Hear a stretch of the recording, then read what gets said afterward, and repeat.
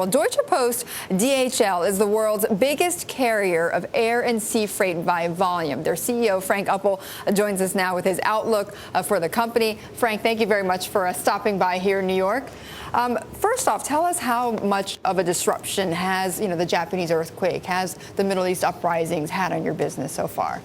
Yeah, so far it's very limited. Logistics companies are there to help their customers immediately. So already after the earthquake, on the Saturday we had calls about contingency planning, and we are up to normal almost, as much as you can say that. Of course, there's impact in the region which is impacted by the flooding and the radiation, but beyond that, it's almost back to normal. In Japan? How about the Middle East? And also in the Middle East, our people are, this is the moment of truth for logistics people. They try to work and find new ways to serve the customers in the best way. So that's exactly very close to their heart, and they are doing an outstanding job to help our customers. Do you have operations in Libya? Do you ship there to Libya?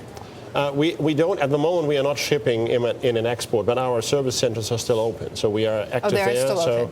But, there's definitely some limitations for import export at the moment. Right. So you did ship before, but now you've stopped that. Yeah, we do that still in the country, but not beyond. Okay. And obviously no sense yet on when you might restart that at this point. That's very difficult to judge. But, in all Middle East, we are more or less normal acting, except for Libya. Okay.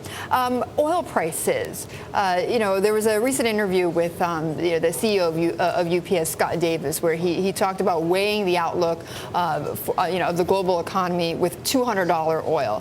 What do you weigh when you look at oil prices? So I always say nobody knows the answer anyway. So it's unpredictable, and that's the learning from the last recession or the crisis.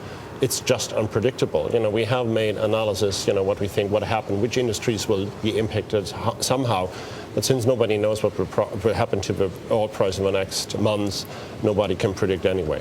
No, nobody obviously can predict, but certainly there must be some preparations for higher oil, though, right? I mean, do you have preparations for, let's say, $150 or $200 oil at some point? Yeah, in our industries anyway, that, usually, we brief with the oil price. So that means we charge customers a surcharge when the oil price goes up and reduce that if the oil price goes down. That's a common practice in the industry.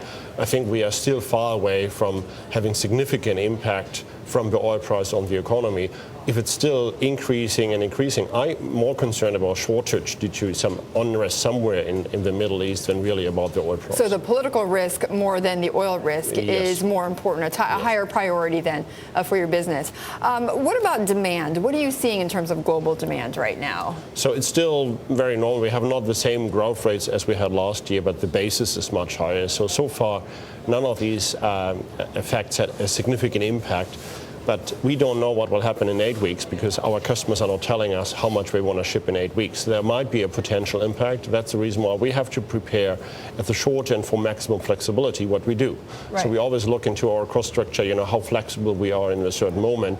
And the uncertainty is definitely higher than it was 8 weeks ago. Right. We certainly saw in the last 3 months or so just how quickly the world can change in one moment. Frank, thank you very much. I really appreciate you stopping by.